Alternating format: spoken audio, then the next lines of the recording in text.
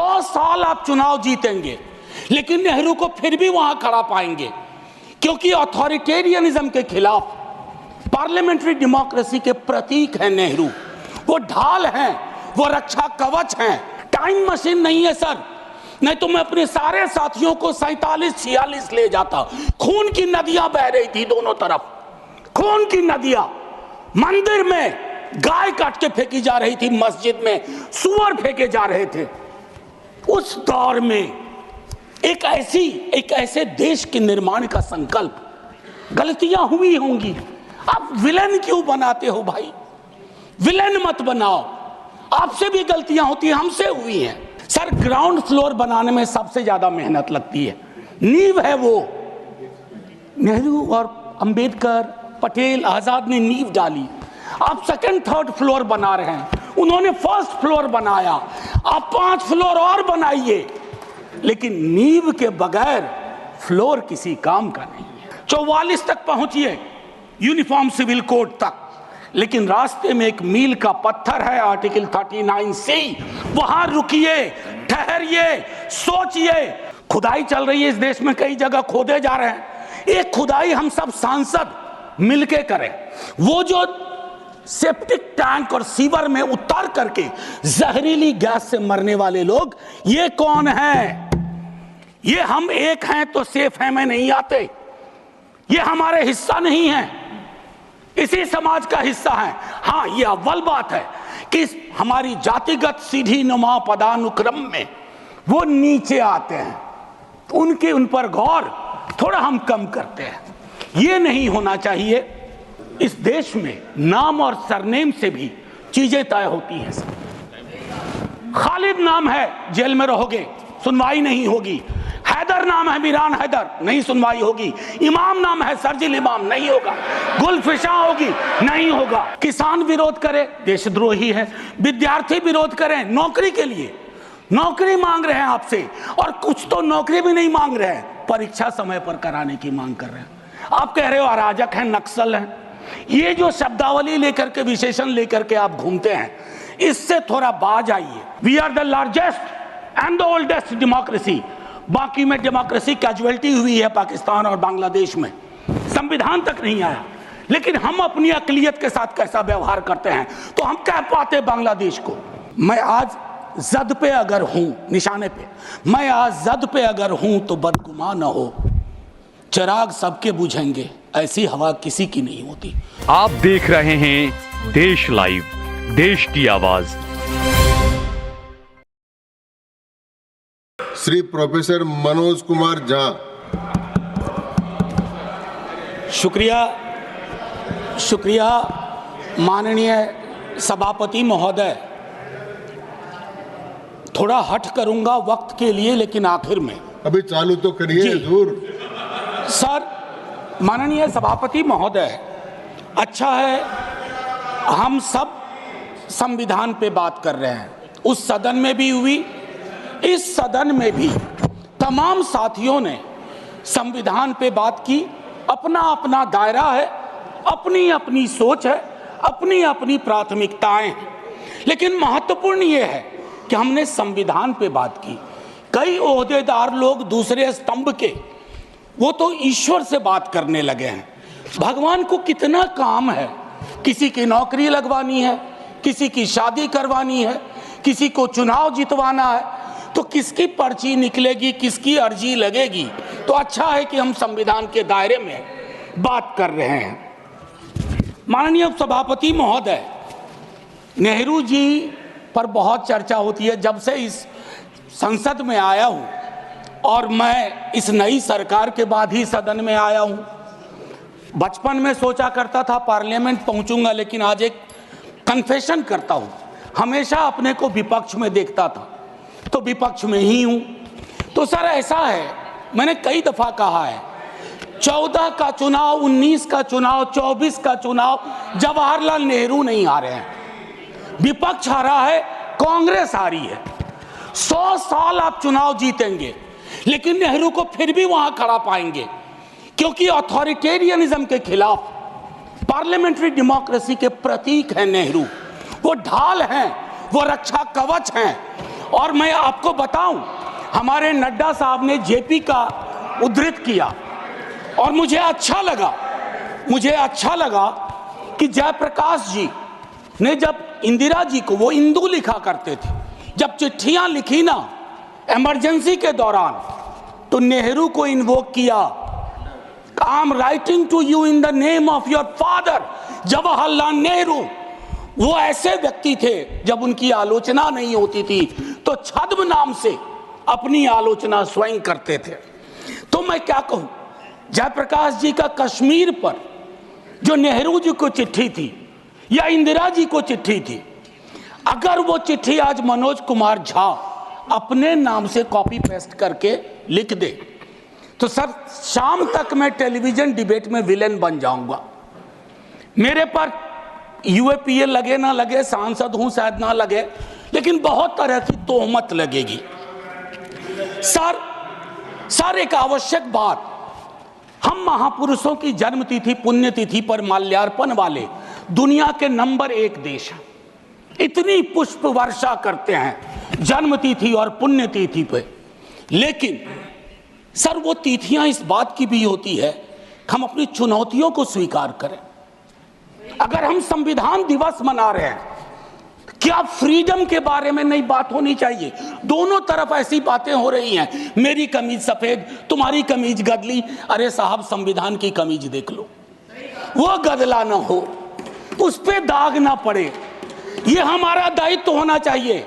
आज से 25 वर्ष बाद मैं इस सदन में नहीं होऊंगा, हम में से बहुत लोग नहीं होंगे। जब 100 साल पे चर्चा हो रही होगी, बहुत चर्चा होगी, लोग विश्लेषण करेंगे, जैसे आज हम करते हैं कि नेहरू को यह करना चाहिए था, नेहरू ने वो नहीं किया। 100 साल बाद कोई आपके बारे में टिप्पणी करे, मैं जीवित नहीं रहूं, संभवतः मैं सदन में नहीं रहूंगा, लेकिन वो भी अच्छा नहीं लगेगा सर, अशोभनीय लगेगा। टाइम मशीन नहीं है सर, नहीं तो मैं अपने सारे साथियों को 47-46 ले जाता। खून की नदियां बह रही थी दोनों तरफ, खून की नदियां। मंदिर में गाय काट के फेंकी जा रही थी, मस्जिद में सुअर फेंके जा रहे थे। उस दौर में एक ऐसे देश के निर्माण का संकल्प, गलतियां हुई होंगी। आप विलेन क्यों बनाते हो भाई? विलेन मत बनाओ, आपसे भी गलतियां होती हैं, हमसे हुई हैं। मैं सिर्फ इतना कहता हूं माननीय उपसभापति महोदय, कि जब हम तबसरा करते हैं इस तरह के नेताओं पे, तो हम भूल जाते हैं 47 में इस देश की क्या हालत है। सर आपने घर बनाया हो, मैंने नहीं बनाया अभी तक, मेरे पिता ने बनाया। सर ग्राउंड फ्लोर बनाने में सबसे ज्यादा मेहनत लगती है, नींव है वो। नेहरू और अंबेडकर, पटेल, आजाद ने नींव डाली। आप सेकंड थर्ड फ्लोर बना रहे हैं, उन्होंने फर्स्ट फ्लोर बनाया, आप 5 फ्लोर और बनाइए, लेकिन नींव के बगैर फ्लोर किसी काम का नहीं है, ये याद रहना चाहिए। सर माननीय उपसभापति महोदय, हमारे प्रधानमंत्री जी, भाजपा के कई साथी, और चूंकि ये संविधान की डायरेक्टिव प्रिंसिपल्स में है कि यूनिफॉर्म सिविल कोड, सर मैंने विस्तार से अध्ययन किया है, नड्डा साहब ने भी अध्ययन किया होगा, तमाम साथियों ने। सर कई तरह के उस पर विचार थे, लेकिन डोमिनेंट विचार था कि इसको रखो, किसी दिन वक्त आएगा इस पर बात होगी। सर 44 आर्टिकल, जो कि ड्राफ्ट में 35 था, उससे पूर्व आर्टिकल 39 क्लॉज सी है sir, about concentration of wealth. Income inequality का इस देश में जो आलम है, हम टाइम बॉम्ब पे बैठे हुए हैं, टाइम बॉम्ब है ये, और ये सबको इंपैक्ट कर रहा है, ना सिर्फ गरीब मजलूम वर्गों को, मध्यम वर्ग को। अभी हालिया रिपोर्ट आई कि प्रॉफिट मेकिंग कंपनीज, लेकिन उनकी प्रॉफिट का एम्प्लॉय के सैलरी में कोई रिफ्लेक्शन नहीं है सर। रिलेटिव डिप्रिवेशन का जन्म हो रहा है। 44 तक पहुंचिए यूनिफॉर्म सिविल कोड तक, लेकिन रास्ते में एक मील का पत्थर है, आर्टिकल 39C। वहां रुकिए, ठहरिए, सोचिए कि इसको, क्योंकि अंबेडकर साहब को आप कोट कर रहे थे सोशलिज्म के बारे में, कि वो कहते थे कि वो तो रचा बसा है, सेक्युलरिज्म रचा बसा, मानता हूं, लेकिन उन्होंने नेशनलाइजेशन ऑफ लैंड और इंडस्ट्री की भी बात की थी। मैं उसकी पैरोकारी आज के दौर में नहीं कर रहा हूं, लेकिन ये जरूर कहूंगा कि प्राइवेट प्लेयर्स ऐसे ना हो जाएं कि एक को चादर से ढकने के चक्कर में पूरा देश नग्न सच्चाई से रूबरू होता रहे। ये नहीं होना चाहिए। अब सर, मैं एक बात कहता हूं, आज जब मैं यहां बोल रहा हूं, इस देश के किसी न किसी कोने में सीवर से एक आध डेथ हो चुकी होगी। सीवर में उतर करके खुदाई चल रही है इस देश में, कई जगह खोदे जा रहे हैं। एक खुदाई हम सब सांसद मिलके करें। वो जो सेप्टिक टैंक और सीवर में उतर करके जहरीली गैस से मरने वाले लोग, ये कौन है? ये हम एक हैं तो सेफ हैं में नहीं आते। ये हमारे हिस्सा नहीं है, इसी समाज का हिस्सा है। हाँ, ये अव्वल बात है कि हमारी जातिगत सीढ़ी नुमा पदानुक्रम में वो नीचे आते हैं, उनके उन पर गौर थोड़ा हम कम करते हैं। ये नहीं होना चाहिए। और मैं समझता हूं कि फ्रीडम की जब बात हो तो हम मूल्यांकन करें। फ्रीडम में हाइफन नहीं होता है, फ्री के बाद डॉम नहीं। जैसे जॉर्ज ऑरवेल की किताब में था, all animals are equal but some animals are more equal than others. इस देश में नाम और सरनेम से भी चीजें तय होती हैं। खालिद नाम है, जेल में रहोगे, सुनवाई नहीं होगी। हैदर नाम है, मीरान हैदर, नहीं सुनवाई होगी। इमाम नाम है, सर्जिल इमाम, नहीं होगा। गुलफिशा होगी, नहीं होगा।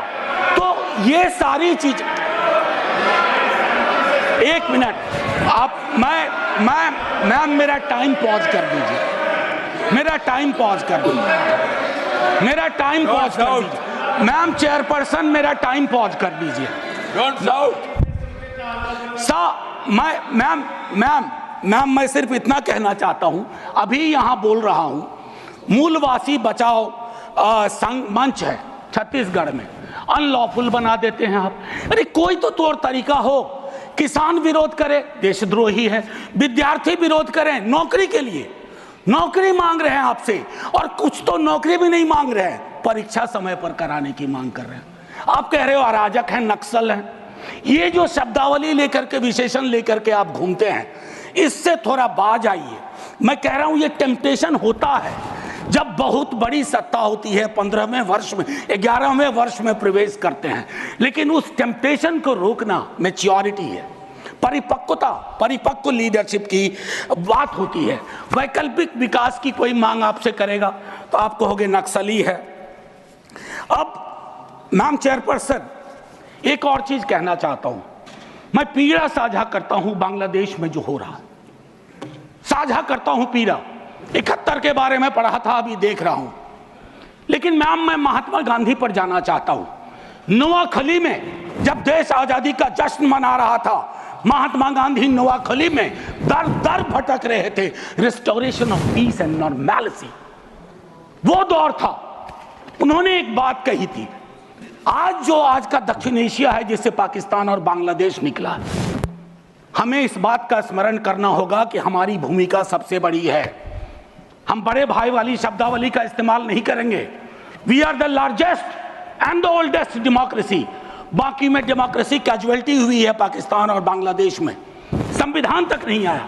लेकिन हम अपनी अकलियत के साथ कैसा व्यवहार करते हैं, तो हम कह पाते बांग्लादेश को, learn from us, to Pakistan, learn from us, this is how we treat. लेकिन हमारा रिपोर्ट कार्ड अगर उसमें कमियां रहती है, मैं Sit down. Sit down. Sit down. Ma'am, chairperson, my time should be paused. Sit down. My time should be paused. My time should be paused. My time should be paused. Honorable members. Ma'am एक चीज मैं एक चीज कहना चाहता हूं। अंबेडकर साहब को कोट किया गया, अंबेडकर साहब को कोट किया गया, और एक मिनट किसी की भावना आहत हुई है तो मैं वापस लेता हूं। It is primarily a mode of, सुनिए, it is primarily a mode of associated living. Democracy is not simply a form of living, a form of government. Associated living, कितना इसको अपने जीवन में उतार पाए, ऑफ कॉन्जॉइंट कम्युनिकेटेड एक्सपीरियंस, कितना उतार पाए। जातिगत जनगणना की जब बात होती है तो बट जाते हैं हम। क्यों बट जाते हैं भाई? वर्गीकरण की बात होती है, बिना जनगणना के वर्गीकरण कैसा? एनएफएस के माध्यम से एक नई रवायत का जन्म हो गया है। एक ओबीसी की लिस्ट में क्रीमी लेयर के इंटरप्रिटेशन के लिए आप राज्यों की समकक्षता इक्विवेलेंस को एक ऑर्डर के माध्यम से छुपा देते हैं। आपका दोष नहीं भी दूंगा, कहूंगा कि अधिकारी वर्ग के अंदर अभी भी वो मानस है कि वो रिप्रेजेंटेशन से परेशान होता है, चिढ़ता है, उसको लगता है ये यहां कहां आ गए। अभी बिहार में सर्वेक्षण हुआ, कई लोगों ने कहा हम तो इतने कम नहीं हो सकते। विजिबिलिटी और न्यूमेरिकल स्ट्रेंथ में फर्क होता है। विजिबल आप इसलिए अपने को समझते हैं ज्यादा कि आप न्यायालय में हैं, आप विद्यालय में हैं, आप सड़क पे हैं, आप चौक पे हैं, आप चौराहे में हैं, तो आपको लगता हम तो बहुत, हमें कम क्यों दिखाया गया? उसके इस रिश्ते को हम सबको समझना होगा। मैम चेयरपर्सन, और जो मैंने कहा conjoint experience and associated living. Together with that, I'll take you for a minute to what Jawaharlal ji said in the beginning of objective resolution. उन्होंने कहा, और मैं हिंदी में तर्जुमा करता हूं, कि आज जब मैं यहां खड़ा हूं तो 5000 साल का अतीत मेरे सामने खड़ा है। मैं अभिभूत भी हूं, लेकिन मेरी चिंताएं भी हैं। इन चिंताओं और अभिभूत होने के बीच किस तरह के राष्ट्र का हम निर्माण करेंगे इस संविधान सभा के माध्यम से, मैं इस चुनौती को स्वीकार करता हूं अपने साथियों के साथ। और देन ही mentioned oath of tennis court. मैंने इस सदन में एक दिन कहा था कि 1789 के रेवोल्यूशन के बाद जहां से लिबर्टी, इक्वालिटी, फ्रैटर्निटी आया, जवाहरलाल जी ने कहा तब के बादशाह ने वहां कमरे बंद करवा दिए कि कॉन्स्टिट्यूएंट असेंबली नहीं बैठ सकती है। एक कमरे से दूसरा कमरा, दूसरे कमरे से बरामदा, और आखिर में टेनिस कोर्ट में पूरी की पूरी असेंबली बैठी और ओथ लिया। उसको कहते हैं ओथ ऑफ टेनिस कोर्ट। उन्होंने क्यों यह उदाहरण दिया कि हमारी डेमोक्रेसी में भी कभी इस तरह के चैलेंज आ जाए तो संसद इमारत की मोहताज नहीं होगी। संसदीय लोकतंत्र इमारत की मोहताज नहीं होगी, वो इबारत देखेगी। और इबारत और इमारत में फर्क है। मैम आज मैंने कहा था हट करूंगा, 1.5 से 2 मिनट और चाहिए। अब मैंने कहा कि वन नेशन वन इलेक्शन की बात हो रही है, उस पर विस्तार से बोलूंगा। जिस दिन अगर आया, अगर सिलेक्ट कमेटी को गया तो अलग बात है। लेकिन मैम इस देश में वन नेशन वन इलेक्शन था। नड्डा साहब ने कहा, मैं मानता हूं, कई दफा क्या होता है जब आप कोट करते हैं, हमारी यूनिवर्सिटी में कहते हैं कि सेमी कोलोन के बाद किसी को कोट मत करो, उसको हम लोग कहते हैं पुअर साइटेशन, कि किसी को कोट किया। जैसे आपको उदाहरण के लिए मैम 30 सेकंड में, कि मार्क्स ने कहा religion is the opium for masses, ऐसा कभी नहीं कहा मार्क्स ने। वो सेमी कोलन के बाद का एक सेंटेंस था। उन्होंने ये कहा is the Sai of oppressed, लेकिन सेमी कोलन के बाद का उठा करके कहा रहे रिलीजन के तो खिलाफ थे कार्ल मार्क्स। तो उसी तरह से साइटेशन के साथ दिक्कत है। मैं सिर्फ इतना कहना चाहता हूं, वन नेशन की वो साइकिल टूटी थी। वन नेशन वन इलेक्शन की साइकिल 60s मिड 60s में टूटी। आज क्या गारंटी है हम कैसे अगले चुनाव तक ले जाएंगे? Will it be a proxy governance? Then it won't it undermine the idea of will of the people? मैं समझता हूं कि इस पर विशद चर्चा हो और तभी जाकर के एक Kindly conclude. बस अभी तो 33 सेकंड लिया है, 1 मिनट और दे दीजिए। मैम चेयरपर्सन, तारतम्य तो थोड़ा टूट जाता है, फिर भी अपनी एक बात कह के खत्म करूंगा। बाबा साहब भीमराव अंबेडकर के बचपने का एक छोटा किस्सा। क्लासरूम में बैठे हुए थे सबसे पीछे, शिक्षक ने कहा चूंकि मैथमेटिक्स में बहुत अच्छे थे, आओ इसको हल करो। ज्यों ही वो बोर्ड की तरफ बढ़े, जितने कास्ट हिंदू अपर कास्ट के लोग थे वो दौड़ के बोर्ड के पास गए, क्योंकि बोर्ड के पीछे उनका टिफिन बॉक्स था। उनको लगा ये पोल्यूट हो जाएगा। मैम आज वो मान्यताएं नहीं हैं, लेकिन पोल्यूशन प्योरिटी की नई मान्यताएं आ गई हैं, एक्सक्लूजन की नई मान्यताएं आ गई हैं। और आखिरी में ऑस्विच एक जगह थी पोलैंड में, जहां जिसको सिर्फ गैस चैम्बर से मत समझिए, ऑस्विज के बनने में सालों की नफरत और घृणा थी, जिसका अंजाम ना सिर्फ जर्मनी में भुगता गया, पूरी दुनिया ने। तो ये नफरत घृणा, इस पर लगाम लगे ना तो हर मोहल्ले में ऑस्विज होगा। और आखिर में मैम, मैं आज जद पे अगर हूं, निशाने पे, मैं आज जद पे अगर हूं तो बदगुमान न हो, चिराग सबके बुझेंगे, ऐसी हवा किसी की नहीं होती। शुक्रिया मैम, जय हिंद।